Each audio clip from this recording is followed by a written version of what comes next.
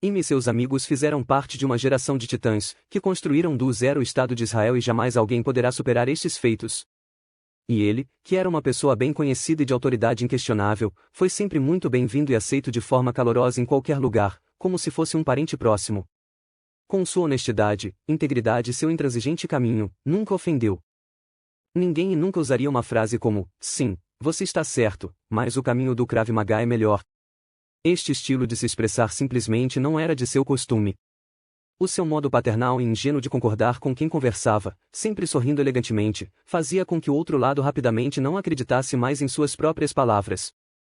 Os escritórios da Associação de Judô eram como uma segunda casa para ele, e não passou um dia sem que ele pensasse no seu maior sonho, que era fundar uma organização parecida para cuidar de seu bebê, o Krav Maga. Mas as pessoas que me conhecia do judô já estavam com as suas carreiras em curso e sabiam exatamente para onde a vida os levaria. No judô, é importante lembrar, existem leis e regras claras e cada detalhe ou assunto menor é tratado por essas regras, enquanto no Krav Maga, naquela época, existia anime. As pessoas escutaram e fizeram tudo o que meu pai pediu, seguindo seus sentimentos de respeito e admiração infinita por ele, mas para criar uma organização de tal porte, é preciso mais do que isso. Só a inspiração não é o suficiente. Meu pai foi inspirado por seus amigos e colegas, homens virtuosos como ele. Para o judoca, o judô é seu caminho de vida e de forma igual o Krav Maga era o caminho do Imi. Infelizmente ele nunca enxergava inteiramente a realidade israelense, onde conversas sobre honra temos de sobra, mas encontrar homens honrosos já é uma outra história e em Israel há muitos campeões em falar.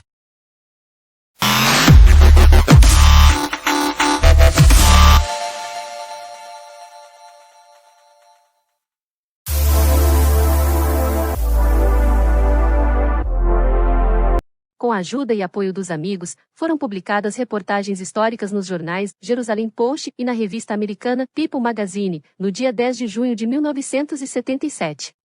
Essas eram matérias grandes, acompanhadas de fotos que mostraram e explicaram detalhadamente o trabalho do Imi no desenvolvimento do Krav Maga como a arte marcial israelense para a defesa pessoal e também os princípios da defesa pessoal. As reportagens causaram um grande impacto positivo no mundo inteiro e consequentemente diferentes pessoas de vários lugares entraram em contato com o Imi. Entre elas destacou-se um rapaz norte-americano, o Sr. Darren Levine, que viajou dos Estados Unidos para Israel, unicamente para aprender o Krav Maga e depois, ensiná-lo e divulgá-lo nos Estados Unidos e fundar uma filial ali, que nos anos seguintes ganhou o nome de Krav Maga Worldwide. O jovem americano foi mais longe ainda e ofereceu a Imi uma quantia considerável de dinheiro em troca da faixa preta, quantia que poderia fazer realizar o antigo sonho de Imi de fundar uma associação, incluindo alugar um pequeno escritório e contratar uma secretária para formar uma sede que ministraria o Krav Maga. Os alunos de Imi começaram a dar aulas independentemente, e ganharam cada vez mais alunos e fizeram uma contribuição histórica para o desenvolvimento do Krav Maga. Diariamente as turmas de Krav Maga no país todo cresceram ilimitadamente. Imi não era mais jovem e ele queria ver tudo sendo organizado enquanto ainda tinha força e vigor, afinal de contas, ele sofria um pouco também da famosa obsessão alemã pela ordem. Ele juntou todos seus alunos veteranos para uma reunião especial, sabendo que eles poderiam se sentir ofendidos com tal decisão. Mas as respostas que recebeu lhe causaram mais confusão ainda. Unanimemente os alunos expressaram seu total apoio para o velho professor e sua confiança nas decisões dele e acrescentaram que o rapaz americano mora do outro lado do oceano, ou seja, o que o olho não vê o coração não sente. E de qualquer forma ninguém daria muita atenção para uma pessoa que compra sua faixa preta por dinheiro depois de algumas poucas semanas de treinamento. Um pensamento que acabou sendo um dos maiores erros na história do Krav Maga. Ficou claro que uma oportunidade como esta de conseguir uma quantia tão grande de dinheiro e tão rapidamente poderia não se repetir. Enquanto estava deliberando na sua cabeça sobre a oferta, Imi marcou com 2 de seus discípulos que treinariam junto com o americano durante as 2 semanas que ele planejava ficar na cidade de Natânia. Outros instrutores não estavam disponíveis na ocasião. Eu queria trazer a versão de um dos alunos escolhidos, o Sr. Elia Vixar, mas infelizmente ele faleceu antes que eu tivesse a chance. No site do Eli, de qualquer forma, achei algumas datas incorretas, mas são detalhes mínimos e não muito importantes. Quanto aos outros equívocos que encontrei no site dele, acredito que foram intencionais, objetivando proteger a honra e reputação de Imi. Tentei também várias vezes marcar uma entrevista esclarecedora com o Sr. Darren Levine, ter uma conversa franca e direta com ele, mas o único comentário que recebi foi: nós não respondemos perguntas políticas. Depois de quase ter desistido, consegui convencer o Yahon, que era o segundo aluno ordenado por mim a ensinar ao Sr. Levine, a dividir comigo algumas de suas recordações sobre os eventos em questão. Veja, disse ele, eu lembro do rapaz, mas mais do que isso. Lembro como tudo acabou. Ele chegou um dia para a aula e falou que tinha faixa preta em karatê, não sei, talvez a comprou como fez com sua faixa recebida do IMI. Eu e Elia Vixar trabalhamos um pouco com ele, mas não parecia que o rapaz possuía algum conhecimento em artes marciais. Elia Vixar pensou rápido e, aproveitando o fato de que ele era o mais graduado, inventou algum compromisso importante e me deixou sozinho com o americano. Dei para ele meia hora de aula sobre golpe, e ele pareceu que iria desmaiar, e naquele momento acabaram as 2 semanas de treinamento. No final, e me deu para o Sr. Darren Levine a faixa preta depois daquelas 2 semanas. Em fotos posteriores, podemos ver o Sr. Darren, já usando a faixa preta, ficando ao lado do Yahon e outros alunos do IMI e do Eli. Um aspecto interessante dessas fotos é o fato que o Eli não aparece nelas, e ele fez o papel do fotógrafo em todas elas. É importante entender isso do ponto de vista adequado. Eli foi aluno do IME durante muitos anos e não seria um exagero dizer que Eli considerou o IME como seu próprio pai também e logo adotou muitos de seus costumes. Um deles era ficar sempre aborrecido com aqueles que queriam tirar foto junto com ele para ter uma lembrança. Naquela altura meu pai já entendia que muitos abusavam de sua generosidade e o usavam para servir a interesses particulares, e, portanto, tirava sua faixa preta e aparecia na foto sem ela. Às vezes chegou até a tirar toda a parte superior do kimono, protestando assim e demonstrando sua insatisfação de forma pacífica. Poucos estavam cientes disso, mas uma observação mais cautelosa de outras fotos do IME, inclusive uma com o Sr. Darren Levine, mostra que ele sempre está sem sua faixa. Alguns de seus alunos mais próximos conheceram este costume de IME, que explicou para eles seus motivos e por que só assim apareceria em fotos com eles. Em certo ponto, IME simplesmente resolveu não contribuir mais nas fotos. É bem provável que este também seja o motivo do sumiço do Eli das fotos daquela época. Sem dúvida que as ações de IME o deixaram profundamente agonizado e ofendido. Vender a faixa preta por dinheiro, que o Eli mesmo esperou por ela por quase 10 anos. No dia 22 de outubro de 1978, IME finalmente conseguiu fundar a organização que tanto queria e a chamou de Associação de Krav Maga, com sede na rua Smilansky 10, na cidade de Natânia. A lei israelense vigente sobre associações tinha suas raízes históricas da época da ocupação otomana de Israel, que acabou por volta do ano 1917. Portanto, as associações em Israel chamavam-se oficialmente de Associações Otomanas, do hebraico, Aguda Otomani. Mas, no ano de 1980, o Congresso israelense modificou a lei e todas as associações foram obrigadas a encerrar suas atividades. Em seguida, eram restauradas com um novo nome, agora apenas como Associação, do hebraico, Amuta. A mudança era pequena, mas os nomes ficaram mais atualizados e mais adequados ao hebraico moderno. Contudo, essas alterações geraram muitos problemas em várias associações. As diversas organizações esportivas, que naturalmente competiram entre si o tempo todo, tentaram roubar um nome da outra, nas diversas modalidades. O mesmo aconteceu no Krav Maga. Desde o primeiro momento a associação não funcionava como IME tinha imaginado ao observar a associação de judô. Mas temos que entender que esta situação ocorreu em grande parte por causa do comportamento de IME, que era uma pessoa aberta, que acreditava genuinamente na bondade e na boa natureza do homem em geral e mais ainda quando se tratava de seus alunos. Este foi o motivo pelo qual ele não pensou em criar um sistema que o colocaria como o único responsável pelas graduações de faixas, realização de eventos, etc., e rapidamente ele perdeu todos os meios de controle sobre a organização. Aliás, ele corrigiu este erro alguns anos mais tarde, quando determinou que somente Abucan e seu diretor-chefe Yahon estariam autorizados a outorgar graus. Cada faixa preta da primeira geração dos alunos do IME queria ter alguma função influente na associação, uma vez que todos se achavam merecidos desta honra, depois de ter provado a sua contribuição para o Krav Maga, cada um individualmente e todos coletivamente. E assim, muitos que não receberam os cargos que esperavam, ficaram ofendidos e ultrajados. Para piorar, foi nomeado como diretor da associação uma pessoa sem nenhuma qualificação ou conhecimento em Krav Maga. Depois de preencher a vaga da secretária, Amy começou a procurar conteúdos que dariam à associação o reconhecimento formal que merecia como centro ideológico do Krav Maga.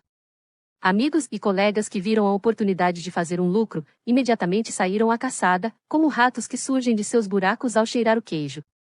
No final, quem foi nomeado? Como o primeiro diretor da associação por Amy foi um coronel que ele conhecia da época de seu serviço militar, porém não se enganem, apesar de sua divisa, este coronel nunca serviu numa unidade de combate, mas somente em funções administrativas, então isso realmente não conta. De qualquer forma, o coronel conseguiu convencer Amy de que se ganhasse a função de diretor ele poderia atrair bastantes pessoas das Forças Armadas para as aulas de Krav Maga, no entanto ele nunca conseguiu fazer isso, muito pelo contrário. Amy, que não conhecia o esporte israelense de arranjar empregos e que confiava nas pessoas erradas, foi iludido e traído.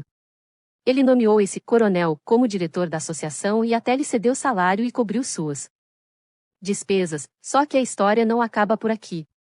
Os alunos faixas pretas do IME que não foram enganados por aquele diretor, esforçaram-se até o limite para ignorar a sua existência. Mas ele insistiu, e apareceu até nos treinos semanais de sábado para mostrar sua presença e começou a agir como se fosse o vice do IME, corrigindo e dando instruções profissionais para os alunos, que só por causa do respeito que sentiam por IME não deram uma boa tapa na cara do diretor. As reclamações que Amy recebeu sobre o comportamento dele foram aumentando a cada dia e em retrospectiva parece-nos que todas as ações do diretor foram cuidadosamente planejadas. De um lado, ele justificou seu cargo frente ao Amy, e do outro lado continuou desafiando e atrapalhando os alunos faixas pretas. Assim ele conseguiu convencer Amy de que a sua função de diretor não tinha nenhum conteúdo prático e que ele deveria receber também uma graduação profissional no Krav Maga, no mínimo a faixa preta para se igualar aos outros alunos. Depois do treino semanal de sábado, Amy informou aos alunos da sua decisão quanto ao diretor, e todos os alunos, liderados especialmente pelo Eli e Aaron, contestaram fortemente a posição do Amy e se opinavam contra ela, destacando que os atos passados do diretor davam péssimos sinais para o futuro. Mas nada adiantou, a afiada língua do diretor já havia feito a cabeça do Amy e, como um dos alunos disse, naquele triste sábado, esse é o primeiro prego no caixão da associação. Até hoje não se sabe o que levou Amy no final a tirar aquele diretor de sua função, uma vez que as coisas acabaram numa conversa particular entre os dois. Embora seja difícil saber a verdade exata, é mais fácil adivinhar e assim foi aberto o caminho para a nomeação de um novo diretor com poderes mais limitados. Agora Amy já havia aprendido a lição, e até desenvolveu um método para se livrar daqueles que o perturbavam, pechinchando por uma faixa. Ele nunca mais outorgou graduações para pessoas que não conhecia pessoalmente só depois de ter certeza quanto ao nível profissional deles. De fato, ele parou de ceder faixas pretas ou graduações mais altas. Na última vez que aprovou alguém para faixa preta, a associação dele já estava praticamente desmontada, e depois disso só outorgou mais uma graduação, ad nono dan. Na nova associação, fundada após 1983, a função dele não passou de um carimbo oficial. Um exemplo que talvez explique melhor a situação na qual estava Amy, é o caso de um rapaz israelense que morava no Brasil e um dia apareceu na porta de Amy, acompanhado por seus pais, para convencer Amy de que ele merecia o grau de sexto dan em Krav Maga.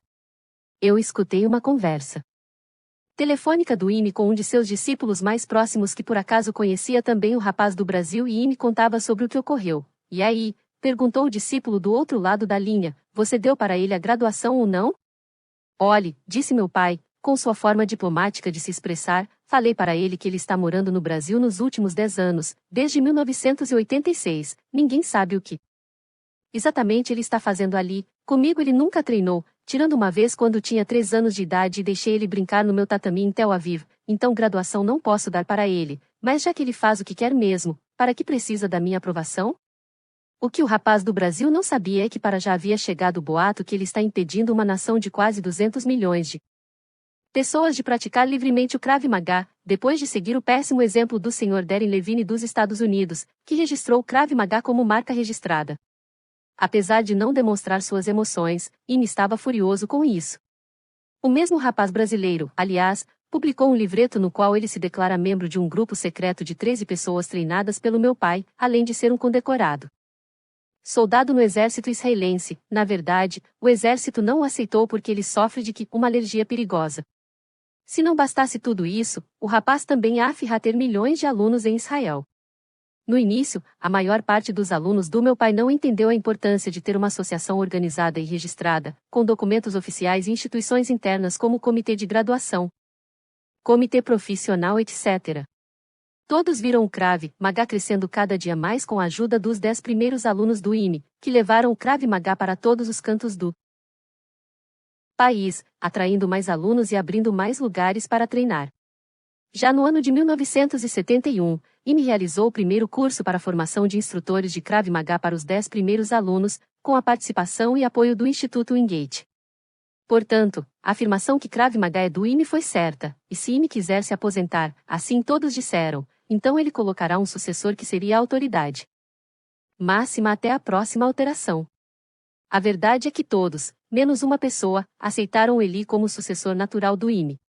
Mas o problema era que a organização interna da associação não seguia uma lógica institucional firme, e a distribuição dos cargos parecia mais como um jogo de azar. Por exemplo, IME não se colocou no comando do comitê profissional, criando assim um espaço para amargas discussões, que no final sempre acabaram sendo resolvidas por ele mesmo, e isso na prática deixou o comitê sem dentes de verdade.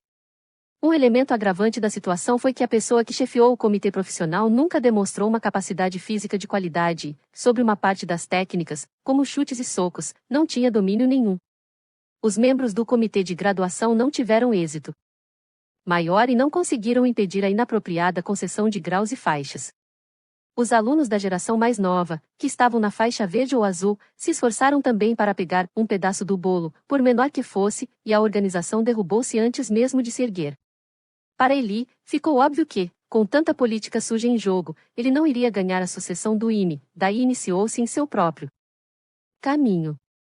Yaron, apesar de não lançar-se numa nova arte marcial, decidiu se afastar das intrigas e das novelas que envolviam naquele momento todos os membros da associação.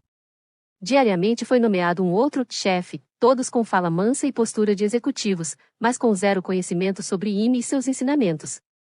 Para Yaron, o impulso final para sair da associação veio quando descobriu que houve uma tentativa de enganá-lo e roubar seu grau de quarto dan, grau este que ganhou depois de terminar o curso no Instituto Wingate, como o melhor aluno, com a maior nota. A pessoa da associação que foi indicada pelo IME para avisar Yaron sobre a cerimônia de faixas, que iria acontecer num sábado na cantina do Albert, no Instituto Wingate, não cumpriu sua obrigação. Somente às 2 horas da madrugada daquele sábado, algumas horas antes da cerimônia, IME conseguiu entrar em contato com Yaron, que estava naqueles dias fazendo seu dever anual, servindo como reservista do exército israelense na fronteira com a Jordânia, e o ordenou a ir receber sua graduação. Não esqueçam que naquela época ninguém nem imaginava ainda a invenção dos telefones celulares e fazer contato com soldados na fronteira não era uma missão simples. IME provavelmente percebeu em algum momento que as coisas não estavam ocorrendo como deveriam e que alguém estava tramando algo desonesto e decidiu interferir. Apesar do fracasso da trama, o fato é que a pessoa responsável continuou na mesma função na associação, irritando Yaron, que decidiu que sua honra não o permitia permanecer naquela organização. O mesmo tramador foi também quem deu o último empurrão para a saída do Eli Avixar. Yaron e Eli tentaram iluminar os olhos do IME, mas sem êxito. Entretanto, olhando para o passado, percebe-se que IME sabia melhor que todos sobre o ocorrido na sua associação, mas sua tão forte e profunda fé na sua capacidade de mudar as pessoas ao seu redor o fez acreditar que, no final, daria tudo certo. Sempre dizia, nem Roma e nem Israel foram construídos num dia, e também as pessoas precisam de tempo para mudar. Ele estava errado. A fundação da associação era um avanço muito importante tanto para IME como para sua arte. Uma vez tornando o Krav Maga uma instituição oficial, ele poderia virar uma arte marcial representativa, como é de costume nas outras modalidades de esporte. IME conseguiu incluir o Krav Maga como parte integral no programa didático geral do curso de formação de professores e treinadores do Instituto Wingate. Yaron foi o primeiro a ser eleito para ministrar as aulas de Krav Maga naquele prestigiado curso de formação de professores e treinadores, no ano de 1977. Paralelamente a isso, IME conseguiu uma vaga para um de seus alunos no mais conceituado curso do Instituto Wingate, o Programa de Formação de Treinadores Sênior, considerado um dos melhores cursos em Israel na área esportiva e de educação física. A participação dos alunos do IME naquele curso era imperativa para a futura oficialização do Krav Maga. A primeira vaga foi preenchida pelo Yahon, que já tinha vasta experiência no Instituto como parte do corpo docente depois da excelente atuação dele no programa. Outros ingressaram no curso. As aulas no programa foram estreitamente teóricas e o Instituto Wingate deixou o lado prático nas mãos do IME, confiando como sempre na sua integridade e autoridade profissional. A quantia inicial que IME recebeu do Sr. Darren Levine foi dedicada completamente para a fundação e para o funcionamento regular da associação. Entretanto, esse dinheiro se esgotou em passo acelerado com custos como salários, aluguel, a criação e impressão da logomarca do Krav Maga, um assunto que até hoje é motivo de sangrentas brigas, o registro de vários certificados e documentos, etc. Rapidamente ficou claro que as intrigas políticas internas estão afetando negativamente a associação e estão colocando em questão a sua própria existência. Os únicos que trabalharam efetivamente como instrutores naquela época foram Ain Zut, Eli e Yahon. Contudo, o Eli já estava se dedicando ao desenvolvimento de seu caminho e de suas ideias e não registrava mais alunos na associação do IME. Yahon, que tinha o maior número de alunos em Israel sob sua supervisão na Bucan, na cidade de Rehovot, não formou uma opinião sólida ainda e não tomava lados na briga. Assim, somente o Ain Zut registrava alunos na associação, mas o baixo número de inscrições e as matrículas anuais pagas não eram o suficiente para sustentar as atividades da associação e por isso começou o processo de declínio e empobrecimento da associação. A mudança na lei das associações contribuiu com sua parte também e levou ao fechamento final da organização que IME fundou. No ano de 1983, um dos alunos do Eli, o Sr. Haim Guidon, formou uma nova associação e a chamou de Associação de Krav Maga Israelense. Ao fundar essa nova organização, o Sr. Haim Guidon também registrou e raptou o símbolo do Krav Maga do IME. Por isso a justiça israelense determinou que o nome Krav Maga é de domínio público e nenhuma pessoa ou empresa podem ter os direitos exclusivos sobre ele.